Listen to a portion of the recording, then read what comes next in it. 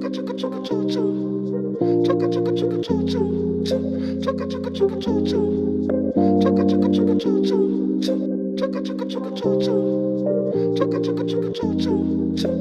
à tous, j'espère que vous allez bien, c'est encore nous. Vous voyez qu'on n'a pas changé, tout ça, on a tourné 2 vidéos de suite. Du coup, à ma droite, il y a OP qui est rentré dans le game. Bonjour OP. Bonjour à tous.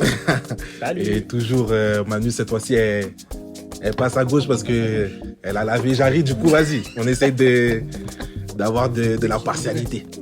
Donc aujourd'hui, on va parler d'un thème qui nous est cher un peu. Et voilà, c'est un débat comme un autre, mais un peu plus ouvert. Du coup, ce que je voulais vous dire, c'est est-ce que il y a des bonnes et des mauvaises confessions? D'abord, juste pour mettre le cadre, c'est quoi pour vous une confession, le b.a.-ba de la confession? Pour moi, une confession, c'est ressortir avec un repentir sincère. Donc, tu vas à la confession, tu vas confesser tes péchés sans te justifier. Et puis après, tu reçois l'absolution, peut-être des conseils, et après, tu les appliques pour ne pas recommencer par derrière. Ok. Du coup, juste petite pub, j'ai oublié de le dire, mais voilà, n'hésitez pas comme d'hab, ajoutez, mettez des likes, proposez-nous en commentaire ce que vous voulez, encore comme débat. Et voilà, on est ensemble. Du coup, toi, tu pars sur toutes les confessions ne sont pas forcément bonnes. Ouais, on va partir sur ça. Pourquoi? Parce qu'il y a des confessions, je rejoins un peu Manu sur il faut recevoir l'absolution, parce que c'est ça le plus important et autres, mais il y a des confessions où on en ressort frustré. Au lieu d'en ressortir épanoui, on en ressort frustré parce que il y a, comment dire, on n'a pas pu dire tout ce qu'on pouvait dire, ou sinon, comme vous le savez très bien, on va dans des églises sur Paris où c'est des confessions à la chaîne, donc quand on se confesse, c'est le timing et le prêtre il nous presse. Et ce qui fait qu'on n'est pas libéré, on a quand même l'envie des fois, on se confesse et on a envie de se reconfesser parce que notre confession c'est pas bien passé, ça nous est déjà arrivé, donc voilà. Après, est-ce que c'est pas passé parce que toi, dans ta tête, tu t'es dit je vais aller me confesser, on va me conseiller, on va me dire ceci, cela, je vais les appliquer. Ou est-ce que tu te dis, je m'en vais me confesser? Après, oui, sur le timing, ça, je peux comprendre que je peux en juger que peut-être que tu vas juger ça comme une mauvaise confession. Mais pour moi, ça a été fait selon la divine volonté. Si tu as été et que tu penses que t'en ressors frustré, c'est pas que ta confession n'était pas bonne. C'est qu'au fond de toi, tu as une propre frustration. Parce que pour moi, il n'y a pas de mauvaise confession. Du moment que tu as reçu ton absolution et que tu as pu dire tes péchés, tu t'en vas, tu fais ta pénitence et tu avances. Mais du coup, dans le cas où, justement, tu es interrompu et tu peux pas tout dire. Si tu es interrompu et que tu n'as pas pu tout dire, pourquoi tu as été interrompu? Est-ce que c'est parce que tu radotais beaucoup? Est-ce que c'est parce que tu voulais recevoir un conseil en particulier? Pour moi, personnellement, la confession, c'est tu t'en vas, tu dis tes péchés. Pour moi, 15 minutes top chrono. Pas plus. Parce que tu sais ce que tu as fait. Normalement, avant même ta confession, tu es censé faire une relecture de tout ce qui s'est passé, etc. Voilà. Et puis après, comme ça, tu t'en vas, tu dis tes péchés avec un sincère repentir. Si toi, tu sais que tu n'as pas pu dire des choses parce que tu as été interrompu, ok, ainsi soit-il. Mais quand on te donne l'absolution, on te dit que voilà, tous tes péchés sont pardonnés. Toi, tu sais, tu les avais dans ton cœur. Tu les avais sur le bout de ta langue, mais tu n'as pas pu les dire. Le Seigneur connaît le fond de ton cœur. Donc ça veut dire que pour moi, une fois que l'absolution elle est faite, elle est faite. Tu peux pas aller te reconfesser par derrière. Tu as déjà reçu. C'est comme si tu venais de te laver. Tu ne peux pas. Pourquoi? Mais parce que le prêtre, si tu vas voir un prêtre et tu lui dis oui, je me suis confessé il y a 5 minutes, mais la confession ne m'a pas plu, il va pas te reconfesser. Ouais, si, je vois ce que tu veux dire. Mais tu peux aller... j'ai pas pu tout dire ou j'ai oublié des choses. Enfin, pourquoi, si par exemple, tu as oublié de dire des trucs, tu peux repartir à la confession, mais si justement, tu n'as pas pu dire, tu peux pas y aller. Si tu as oublié Des choses. ça dépend de ton intention. Si tu les as oubliés en faisant exprès, ça c'est différent. Ouais. Ça, tu dois aller te reconfesser. Si tu as été interrompu ou tu n'as pas pu les dire, pour moi, quand on te dit, voilà, Père, pardonne-nous nos péchés, voilà, par action, par omission, etc., une fois que ces actions-là, elles ont été faites, tu sais que tu allais les dire. Tu as été interrompu. Pour moi, en fait, dans cette confession que tu as faite, si tu penses qu'elle est mauvaise, il y a toujours un positif avec lequel tu peux ressortir. Mais moi, j'ai une question pour toi. Toutes les fois où tu t'es confessé, est-ce que tu es ressorti avec la joie? Est-ce que ça s'est toujours bien passé? Ou Épanoui. épanoui, merci. Ou est-ce que tu es ressorti dans des confessions, tu t'es dit, j'ai le seum. Une fois. Ok. Mais après, je me suis remise en question. Mhm. Parce que je me suis dit, ah ouais, ah, c'est une dinguerie, tout le prêtre, il a pas écouté ce que je voulais dire ou autre, où j'avais l'impression qu'il était désintéressé. Mhm. Et en fait, je me suis dit, mais en fait, ma belle, c'est pas qu'il était désintéressé. Même s'il est désintéressé, c'est tes péchés à toi. Mhm. Toi, tu as reçu ce que tu devais recevoir. Mhm. Mais maintenant, je me suis dit, j'ai voulu recevoir des conseils, alors qu'en fait, à travers cette confession, j'avais l'impression qu'il ne m'écoutait pas. Et en ne m'écoutant pas, en fait, ça m'a fait ressortir des choses. Des choses que je n'aurais pas dites si lui discutait avec moi. Mais ça veut dire que le plus important, alors, on est d'accord, le plus important, c'est la confession, c'est l'absolution, etc. Mais le contenu à l'intérieur aussi a son importance pour que tu sois libéré. Parce que si c'est simplement dire, ouais, c'est bon, t'es pardonné de tes péchés, et puis voilà, bah, ça manque de son sens et ça manque un peu de vie dans la confession. Ça manque de quelque chose. C'est comme si, je sais pas, c'est comme si en gros, on le fait par formalisme. Voilà, on le fait par formalisme parce que il faut se faire confesser, parce qu'on a besoin de la confession. Donc, c'est bon, on a eu cette confession, on repart dans nos activités. Tu vois ce que tu as dit, c'est important. On a besoin de cette confession. Mhm. Si tu sais que tu vas à la confession pour ton besoin Mhm. et que tu penses que tu n'as pas passé forcément une bonne confession, tu sais que tu es parti là-bas pour être libéré. Mhm. Tu sais qu'en étant absous, tu es libéré. Donc c'est à toi aussi d'accepter cette guérison et cette libération. Mhm. Peu importe ce que le prêtre il te dit. Mhm. Si à ce moment-là il te dit qu'il t'absout pas, là c'est différent. Mais ça veut dire que la confession, en quelque sorte, si je comprends bien, la confession dépend de notre état de cœur plutôt que la confession dépend de ce que le prêtre va nous dire ou plutôt que ce que le prêtre va nous faire. Exactement, ça dépend de ton état d'esprit, de ton état d'âme aussi. Moi, je pense que ça dépend de ce que tu attends de la confession. Dans le sens où, tu vois, la dernière fois tout à l'heure, on faisait sur la psychologie, etc. Est-ce que tu attends que le prêtre réponde à tes questions ou est-ce que tu attends juste que tes péchés soient pardonnés? Ou est-ce que tu veux les deux, tu vois? Les deux. Et parce que, comme tu disais, faut qu'on se prépare à la confession. Ça veut dire que si toi, tu sais que tu veux te confesser pour discuter avec le prêtre, etc., bah, va pas dans des endroits où tu sais que ça s'enchaîne, tout ça, etc., tu vois. Va plutôt avec soit le prêtre de ta paroisse ou une paroisse à côté, etc. Tu lui dis, mon père, j'ai besoin d'un rendez-vous pour me faire confesser. Là, tu sais qu'il a tout le temps possible et du coup, tu vas te confesser, tu parles, etc. Du coup, là, il sera en mesure de t'apporter des conseils, tout ça, etc. Je pense qu'il y a ça aussi, c'est en fonction de tes besoins. Si tu sais que, vas-y, tu as juste un péché, vas-y, j'y vais, tout ça, tac, je dis, vas-y, je pars. En vrai. Et si tu sais que, bah, il y a beaucoup plus de choses, bah, vas-y, là, tu peux prendre un rendez-vous avec un prêtre, tout ça, etc. Ok. Et je pense qu'il y a aussi le fait de la régularité de la confession. Si, vas-y, tu vas tous les 1 an, bah, c'est sûr, ma gueule, tu vas prendre 30 minutes à... 30 minutes à causer. Mais si tu vas toutes les 2 semaines, bah, en 2 semaines, tu sais... Normalement, hein. Normalement, c'est pas beaucoup, tu vois. Ouais. Donc, je pense qu'il y a ça aussi qui joue. Ok. Et pour moi, le plus important, c'est que tu sais que quand tu vas à la confession, moi, je vois au-delà du prêtre, pour moi, c'est Jésus qui est assis avec moi. Et je sais que je viens renouer ces liens qui ont été brisés par le péché. Ça veut dire que voilà, enfin, j'ai pas envie de te dire peu importe, mais peu importe ce que le prêtre il m'a dit, j'appliquerai les conseils en tant qu'homme. Mais pour moi, le plus important, c'est que j'ai été libéré de ces chaînes pour que je puisse reprendre la main de mon sauveur. Pour moi, c'est ça le plus important. plus important. Ça vous est déjà arrivé de ne pas recevoir l'absolution? Non.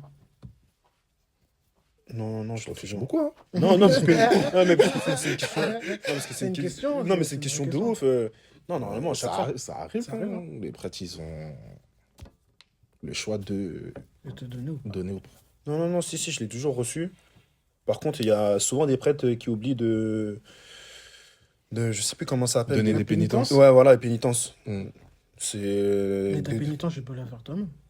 Oui, mais des fois, le prêtre, il dit, voilà, tu vas faire ci, tu vas faire telle ou telle Même chose. si c'est un je vous salue Marie, tu sais qu'il a donné une petite pénitence. Tu Tu vas dis, faire- vas-y, Voilà, vas-y. la plupart du temps, c'est tu repars. Allez, je dis, ah ouais, gratuit en mode. Comment ça, gratuit? Non, je dis gratuit en mode. Il voulait payer un prix. Il voulait payer un prix. Je dis bénéf, ah ouais. Ouais, mais maintenant, regarde, tu fais ta pénitence, tu dis ton je vous salue Marie, mais tu recommences le même péché un mois plus tard. Non, je vois ce que tu veux dire, mais la pénitence aussi, l'importance de la pénitence, c'est voilà, c'est un don que tu fais à Dieu. Mais tu peux la faire toi-même, on n'est pas Offrande. forcément obligé de te Oui, la une faire. offrande, ouais, offrande. Ouais, tu peux la faire, toi-même. À la place de faire un je vous salue Marie, tu peux aller à la messe en semaine, tu peux, hein, Ouais, mais après, c'est des choses Bien déjà que. manger, tout ça, etc. Oui, ou après, c'est. Voilà, on se faire connaît, ta c'est propre selon. pénitence, voilà, Ouais. la mortification de ta chair, etc. Tu peux le faire toi-même. Ouais. Toi, tu le fais automatiquement? La pénitence, Ouais. direct. Ah ouais. Mais je prends le temps. Que C'est-à-dire ça soit de toi-même ou du prêtre. de moi-même. Ah, Parce de que toi-même. je sais que, voilà, enfin, les conséquences du péché. Mm. Donc, et j'ai envie vraiment que mon pardon soit vraiment jusqu'au bout. Ça veut dire que je vais, par exemple, si on m'a pas donné, plusieurs fois ça m'est arrivé qu'on m'a pas donné de pénitence, je sais que voilà, je vais m'asseoir devant le Saint-Sacrement, je vais rester 1 heure, je vais parler avec Dieu, etc. Et voilà, je vais me dire, bah, ce soir, bah, pas de repas pour toi, ou genre, tu vas dire ton Je vous salue Marie, ou le Notre Père, mais tu vois, il faut calmement, Ok. en relisant bien les paroles, quoi. Parce qu'il y a même des fois, enfin, c'est une dinguerie, mais il y a même des fois quand le prêtre il demande la pénitence, des fois tu oublies, je la fais pas. Hein.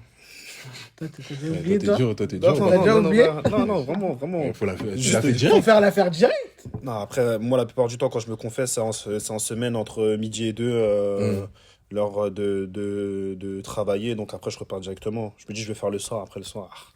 Bah, dans ce cas-là, pourquoi tu changes pas ton heure de confession? Ça me va cet horaire, hein.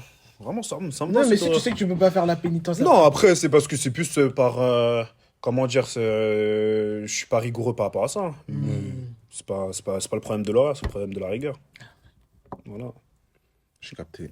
Et du coup, on parlait de la confession. Pour vous, c'est quoi Enfin, même pas.